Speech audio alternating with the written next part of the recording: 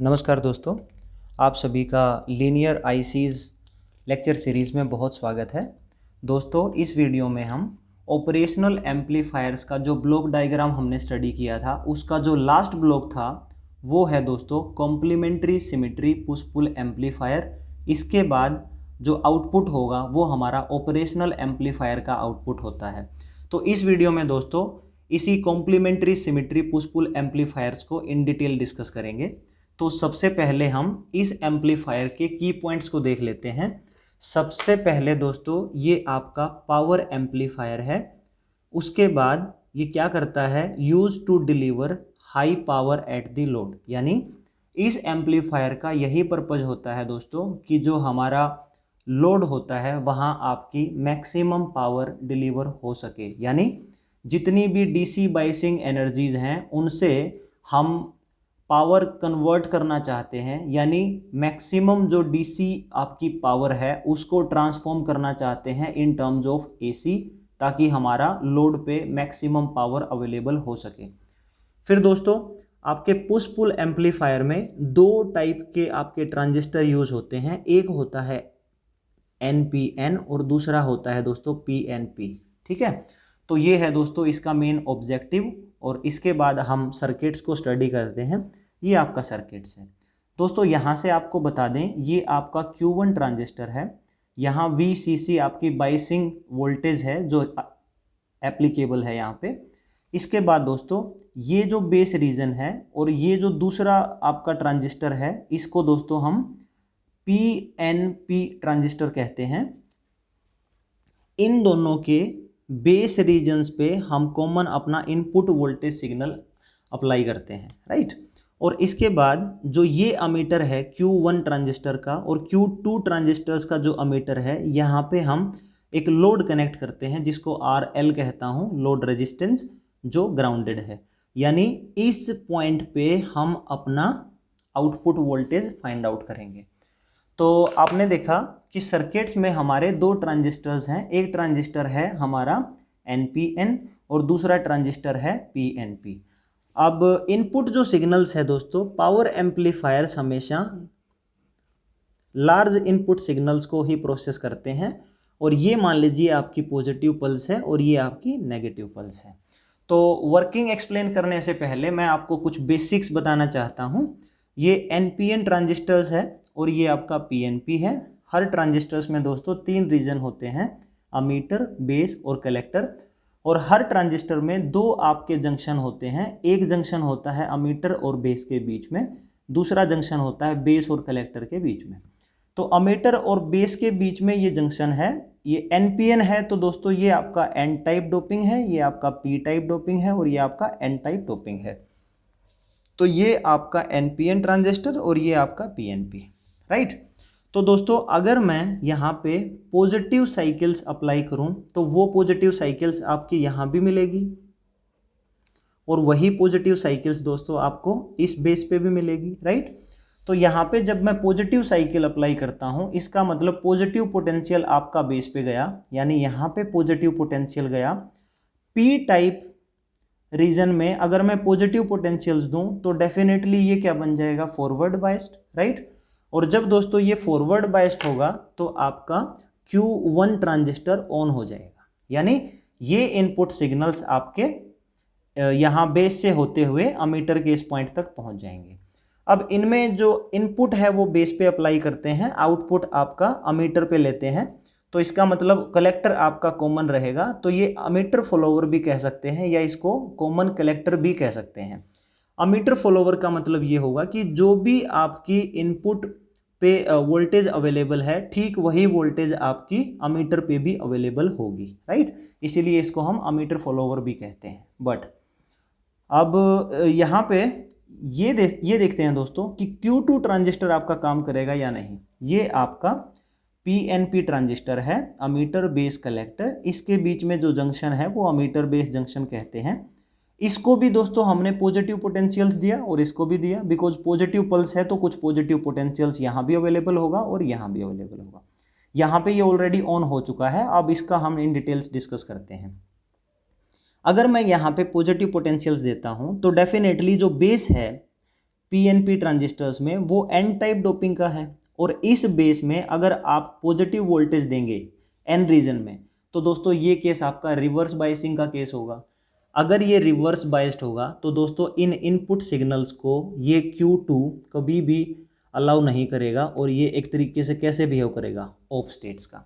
अगर ये ऑफ होगा तो इसका मतलब दोस्तों जो अमीटर ये Q1 ट्रांजिस्टर ऑन था, यहाँ से जो करंट आएगा, अब दोस्तों वो करंट आपका यहाँ से नहीं जाएगा क्योंकि Q2 ट्रांजिस्टर ऑफ हो चुका है। अब वो करंट आपका कलेक्टर से होता हुआ, अमीटर से होता हुआ इस लोड रेजिस्टेंस के थ्रू ग्राउंड तक चला जाएगा, राइट। तो ये है दोस्तों आपका करंट।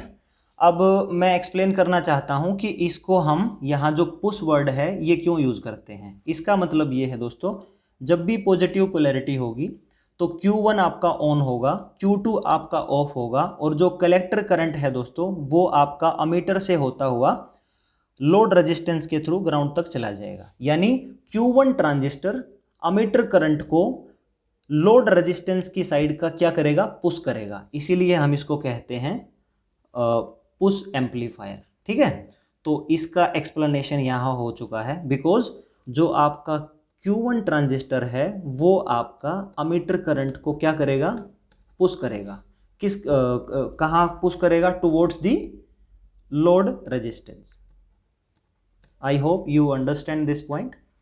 अब दोस्तों यहाँ बात कर लेते हैं कि ये जो आपका Q1 है ये ऑन एग्जैक्टली किस वोल्टेज पे होगा। अमीटर टू बेस जंक्शंस पे जो वोल्टेज होती है VBE होती है, और इसकी वैल्यू होती है दोस्तों 0.7 वोल्ट। यानी अगर आपका इनपुट सिग्नल स्ट्रेंथ 0.7 वोल्ट या उससे ज़्यादा है, उसी केस में ये ऑन होगा, अदरवाइज ये ऑन नहीं होगा, राइट। तो यहाँ देख लेते हैं, ये आपका Vin अगर 0.7 वोल्ट से ज़्यादा है तो यहाँ पे जो आपका VE होगा, या जिसको मैं कह सकता हूँ इक्वल टू V आउटपुट होगा, क्योंकि ये पॉइंट और ये पॉइंट कॉमन है। तो जो V आउटपुट होगा दोस्तों वो होगा आपका यहाँ ये input voltage minus this drop base to emitter. तो V input voltage minus V base to emitter. Base to emitter काफ़ी कम होता है, दैट इज 0.7 वोल्ट। इसका मतलब जो इनपुट वोल्टेज है वही आपका आउटपुट वोल्टेज होगा, इसीलिए दोस्तों इसको हम अमीटर फॉलोवर भी कहते हैं, राइट। तो ये हो गया। अब दोस्तों हम सेकंड केस डिस्कस करते हैं कि जब हमारा नेगेटिव पल्स अगर दोनों बेसिस पे जाएगा तो क्या होगा। पहली बात, यहाँ पे अगर आपका नेगेटिव पल्स गया तो इसका मतलब ये NPN ट्रांजिस्टर है, अमीटर बेस कलेक्टर। इस पे जब मैं नेगेटिव पोटेंशियल्स दूंगा इस बेस पे तो डेफिनेटली ये किसका केस हो जाएगा, रिवर्स बायसिंग का। जब ये रिवर्स बायसिंग का केस बनेगा तो दोस्तों ये सर्किट आपका क्या हो जाएगा, ऑफ हो जाएगा, राइट। और जब मैं यहाँ पे इस नेगेटिव साइकिल्स को अप्लाई करूँगा इस PNP ट्रांजिस्टर्स में, तो यहाँ देख लेते हैं, यहाँ पे बेस आपका एन टाइप डोपिंग का है। एन टाइप डोपिंग में जब मैं नेगेटिव पल्स अप्लाई करूँगा तो ये क्या हो जाएगा, फॉरवर्ड बायस। और जैसे ही आपका ammeter base junction forward bias होता है तो ये क्या हो जाएगा, ऑन। अब ये इन इनपुट साइकिल्स को अपने से पास करेगा, राइट। जब ये इनपुट साइकिल्स इससे पास होगा तो करंट की डायरेक्शन क्या होगी, ये आपका माइनस VEA है। बेस करंट ऑलमोस्ट नेग्लिजिबल होता है क्योंकि यहाँ पे हम हायर वैल्यू ऑफ बीटा ज्यूम करते हैं। तो दोस्तों करंट की डायरेक्शन कुछ ऐसी होगी, ये 0 वोल्ट है, यहाँ से आपका करंट चलेगा और कलेक्टर से अमीटर से होता हुआ और इस कलेक्टर पे यहाँ ख़त्म हो जाएगा, राइट। तो इसका मतलब जो Q2 ट्रांजिस्टर है, अब वो ट्रांजिस्टर आपका करंट को पुल करेगा, यानी इस ग्राउंड से वो करंट को खींचना चाहेगा और माइनस VEE की साइड देना चाहेगा। तो पहले केस में Q1 ट्रांजिस्टर आपका लोड को करंट देना चाहता है, और दूसरे केस में नेगेटिव पल्स के केस में Q2 ट्रांजिस्टर लोड रेजिस्टेंस से करंट लेना चाहता है, राइट। तो अगर ये करंट इससे ले रहा है, इसीलिए दोस्तों इसको कहते हैं पुल एम्पलीफायर। तो ये पुश मैंने एक्सप्लेन किया, पुल भी दोस्तों यहाँ पे एक्सप्लेन किया। अब इसका वर्किंग देख लेते हैं। आपको पता है कि इसका जो आपका अमीटर टू बेस है, इसका पोटेंशियल होता है आपका 0.7, तो VBE होता है 0.7, लेकिन दोस्तों अगर मैं VEB लिखूं तो इसका मतलब होगा -0.7 वोल्ट। यानी आपका जो इनपुट है अगर -0.7 वोल्ट से कम है तभी दोस्तों ये आपका फॉरवर्ड बायस्ड होगा और आपका Q2 ट्रांजिस्टर ऑन हो जाएगा, राइट। तो यहाँ पे हम लिख सकते हैं कि अगर Vin लेस देन -0.7 है तो आपका जो आउटपुट वोल्टेज होगा, जो कि मैं यहाँ निकालता हूँ, वो क्या वैल्यू बनेगी दोस्तों, Vout is equal to Vin plus VBE, right. यहाँ से आप निकाल सकते हो। तो ये आपका आउटपुट वोल्टेज होगा। अगर VBE की वैल्यू को मैं हल्का सा इग्नोर करूं तो ये कह सकता हूं दोनों केसेस में Vout is equal to almost equal to Vin रहता है, Vout almost equal to Vin। इसीलिए दोस्तों इस सर्किटरीज में जो कॉमन कलेक्टर जब भी कभी यूज होगा उसको हम अमीटर फॉलोवर भी कहते हैं, ठीक है। अब इसके बाद दोस्तों ये जो डेड जोन है मैं इसको एक्सप्लेन करना चाहता हूँ। हमने दोनों केसेस से ये पता लगाया कि अगर पॉजिटिव साइकिल्स है तो Q1 आपका ऑन होगा और अपने अंदर से करंट को लोड रेजिस्टेंस में भेज देगा, जिसको मैं कहूँगा पुश करंट। और अगर Q2 आपका ऑन होता है तो वो अपने अंदर से करंट कहाँ से लेगा, इस ग्राउंड से लेगा और वो लोड रेजिस्टेंस से होता हुआ -VE तक चला जाएगा, जिसको मैं पुल एम्पलीफायर कहता हूँ या पुल करंट कहता हूँ। अब इसके बाद अगर दोस्तों आपकी कंडीशंस Vin 0.07 से तो आपका छोटा हो और आपका -0.07 से बड़ा हो, इन केस अगर कुछ ऐसी सिचुएशन है -0.7 Vin 0.7, अगर ऐसी सिचुएशन है तो इस केस में दोस्तों हमारा जो पुश पुल एम्पलीफायर है वो कैसे काम करेगा। दोस्तों इस केस में अगर वोल्टेज इन बिटवीन -0.7 और +0.7 है तो दोस्तों ना तो आपका Q1 ऑन होगा ना आपका Q2 ऑफ ऑन होगा, तो इन दोनों में से कोई भी ऑन नहीं होगा और आउटपुट आपको कुछ नहीं मिलेगी, आउटपुट आपको 0 मिलेगी। तो ये जो होता है ना दोस्तों, ये आपका V इनपुट एक्सिस है और ये आपका आउटपुट एक्सिस है। अगर इसके बीच में इनपुट्स की वैल्यू रही तो आपका आउटपुट हमेशा 0 होगा। और दोस्तों इसी इन बिटवीन दीज वोल्टेज हमारा क्या होता है, आउटपुट सिग्नल हमारे डिस्टोर्टेड हो जाते हैं, यानी इसी डेड जोन में हमारी डिस्टोर्शंस होने के ज़्यादा चांसेस रहते हैं। अगर इनपुट 0.7 से ज़्यादा हुई तो इस टाइप का ग्राफ बनेगा, ऑलमोस्ट लीनियर, क्योंकि ये अमीटर फॉलोवर है। और इसका दोस्तों -0.7 वोल्टेज से कम हुई इनपुट्स तो हमारा इस टाइप का ग्राफ बनना स्टार्ट हो जाएगा। So this is the complete detailed discussion of complementary symmetry push pull amplifier. अब कॉम्प्लीमेंट्री में क्यों कहता हूं, क्योंकि दोस्तों इस एम्पलीफायर में एक जो ट्रांजिस्टर है वो आपका NPN है और जो दूसरा ट्रांजिस्टर है वो आपका PNP है, यानी कॉम्प्लीमेंट्री हैं दोनों ट्रांजिस्टर्स, इसीलिए मैं इसको कहता हूं complementary symmetry push pull amplifier. Push मैंने एक्सप्लेन कर चुका हूं, पुल ऑलरेडी एक्सप्लेन कर चुका हूं।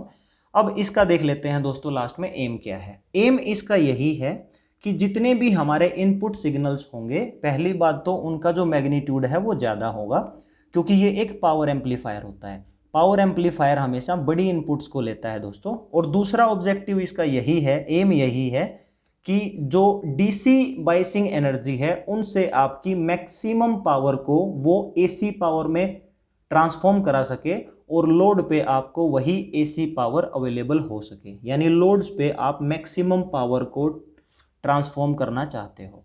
सो this is the detailed study of complementary symmetry push pull amplifier. I hope दोस्तों अब हमारा जो ऑपरेशनल एम्पलीफायर है उसके ब्लॉक डायग्राम्स के सभी ब्लॉक्स इन डिटेल डिस्कस हो चुके हैं।